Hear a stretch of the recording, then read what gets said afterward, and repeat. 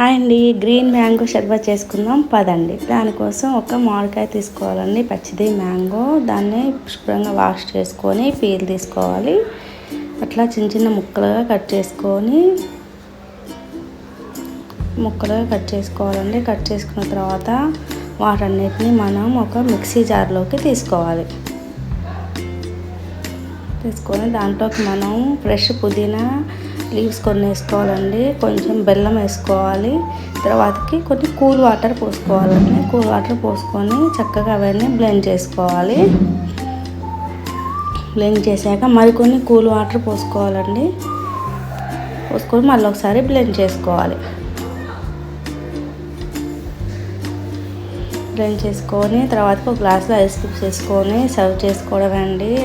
ఎంత బాగుంటుందంటే టేస్ట్ అయితే అమేజింగ్ అండి, చాలా బాగుంటుంది. ఒక్కసారి ట్రై చేయండి. గ్రీన్ మ్యాంగో షర్బత్ రెడీ.